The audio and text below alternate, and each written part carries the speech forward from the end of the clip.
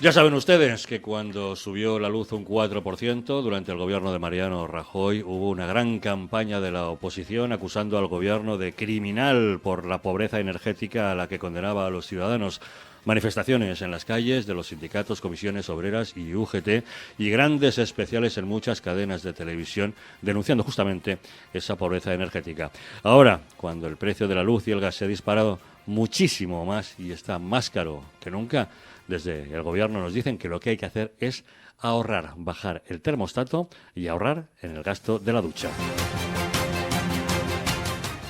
Y la subida del precio del gas ha provocado que sean muchos hogares los que no pongan la calefacción o la pongan muy poco.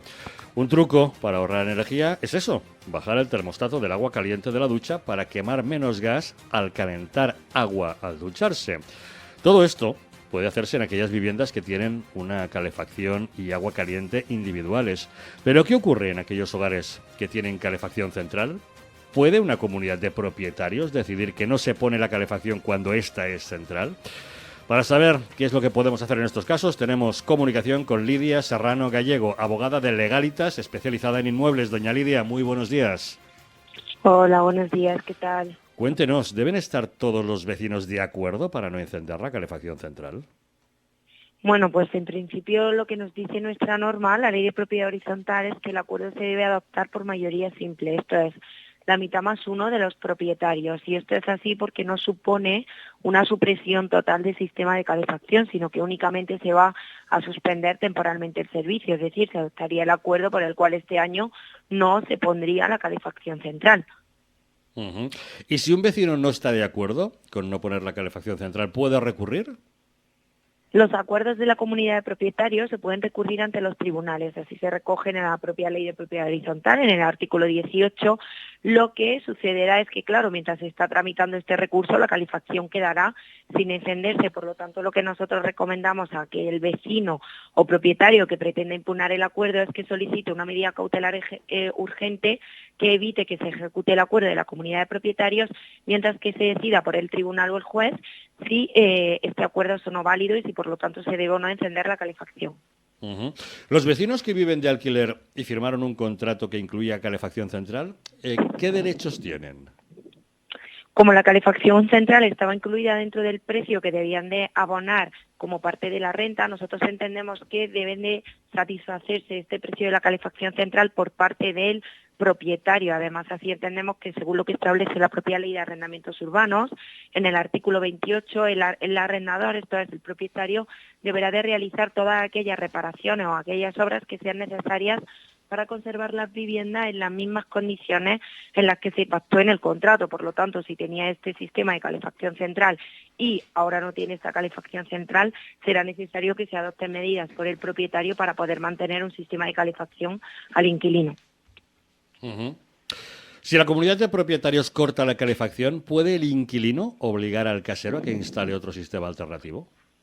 Justo en línea con lo que veníamos hablando en la pregunta anterior, tal y como os indicaba, al estar incluido la calefacción central dentro del contrato de arrendamiento, sí que tendría el inquilino derecho a que el arrendador le llevara a cabo un sistema alternativo de calefacción. Esto es, si se corta la calefacción central debido a los altos costes que estábamos comentando anteriormente, lo que sí se establecería es que se garantizara esta habitabilidad y todas las condiciones que se pactaron en el contrato y por lo tanto el arrendatario podría exigir que se le instalara un sistema alternativo. Incluso podríamos hacer uso de los derechos recogidos en el artículo 26 de la Ley de Arrendamientos Urbanos, por el cual el arrendatario podría llegar incluso a desistir del contrato o pedir la suspensión temporal hasta que se instalara este sistema alternativo de calefacción.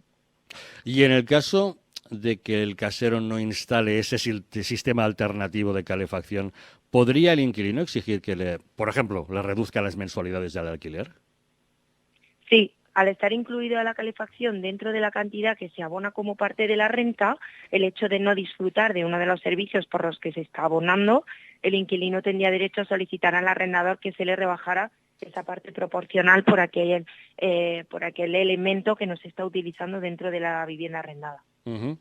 ¿Puede alegar el casero que el corte de la calefacción es una decisión ajena a su control y, por tanto, decirle al inquilino que compre por su cuenta calefactores eléctricos, por ejemplo?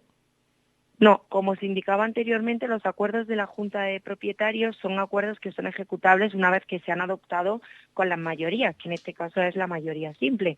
Por lo tanto, el arrendador no puede indicarle a su arrendatario, no, cómprese usted unos calefactores. Otra cuestión distinta es que entre arrendador y arrendatario llegaren a un acuerdo para decir, venga, yo satisfago una parte de calefactores y tú satisfaces otro. Pero si no, nosotros lo que entendemos es que al estar incluida la renta dentro de la parte de renta, el pago de la calefacción sería el arrendador quien tendría que asumir este coste, o podrían llegar a un acuerdo por el cual, si el arrendatario pone estos calefactores, parte de la factura la pagará el arrendador. Ujú. Veamos un ejemplo. Si la comunidad decide encender la calefacción central y un vecino resulta que no puede hacer frente a ese pago, ¿qué opciones tiene? Pues como el acuerdo es totalmente válido y salvo que sea un tribunal el que en caso de impugnación entienda que no es válido el acuerdo adoptado por la Junta de Propietarios, sea o no que el propietario no pueda hacer pago, no pueda hacer frente al pago, estará obligado a respetarlo. Es decir, lo único que le quedaría aquí es acudir a la comunidad de propietarios, hablando a través del vecino que haga las funciones de presidente y el administrador de fincas en su caso, para intentar llegar a un acuerdo que le ofrezca facilidades de pago, bien desglosándolo a lo largo de las mensualidades de todo el año, pero sí, necesitará el acuerdo del resto de propietarios para ello. En base a la nueva ley de ahorro energético, ¿se puede obligar a los vecinos de la comunidad de propietarios a mantener la calefacción a determinado número de grados?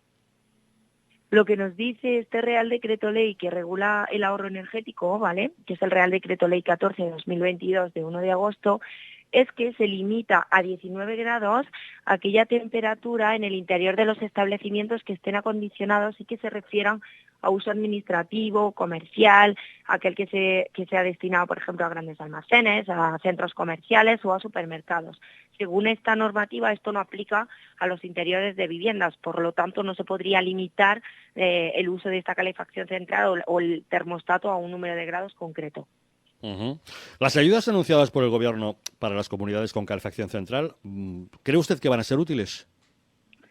Bueno, ahora mismo tampoco conocemos bien cuáles son las condiciones concretas de las ayudas. Tendremos que esperar a que se apruebe el Real Decreto Ley en el próximo Consejo de Ministros, que se prevé que sea mañana cuando se apruebe, y ahí estarán, digamos, recogidas todos los pormenores y las particularidades de estas ayudas. Lo que sí parece que está claro es que el Gobierno va a hacer es condicionar las ayudas a que se individualicen los sistemas de calefacción. Lo cierto es que a día de hoy, y en virtud del Real Decreto del año 2020, dictado por el Ministerio para la Transición Ecológica, sí que ya se establecía una obligación para los edificios de vecinos de instalar elementos individualizados de calefacción. Todo ello estableciendo un plazo de adaptación dependiendo de la zona climática y del número de vecinos. Ahora, ¿qué pasa? Que se prevé que se continúe, ¿no?, en esta línea. El único problema o la única cuestión es que todavía no sabemos cuáles van a ser esas ayudas, aunque sí que preveo que establecerán, igual que en este Real Decreto del año 2020, digamos, la puerta de atrás para establecer condiciones que, si no se cumplen determinados requisitos, no se acceda a la ayuda o, en todo caso, no se acceda a la obligatoriedad total por parte de los edificios de vecinos. Ujú. Al hablar usted de esos elementos individualizados, ¿se refiere a que un vecino puede instalar por su cuenta una caldera de calefacción individual en su casa y, por tanto, desengancharse de la calefacción centralizada? La instalación de un sistema individual de calefacción puede hacerlo un vecino. Ahora bien, lo que es desengancharse de la calefacción central no puede hacerlo un vecino de manera unilateral. Para llevar a cabo este desenganche necesitará el acuerdo por parte de la comunidad de propietarios, que según nuestra propia ley la ley de propiedad horizontal, establece que será necesario el voto de 3/5 partes de propietarios, que a su vez representen las 3/5 partes de las cuotas de participación.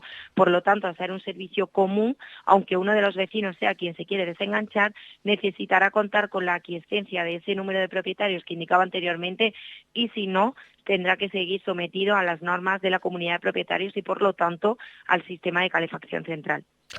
Doña Lidia Serrano Gallego, abogada de Legalitas, especializada en inmuebles, muchas gracias por el tiempo que nos ha dedicado. Muchas gracias a vosotros.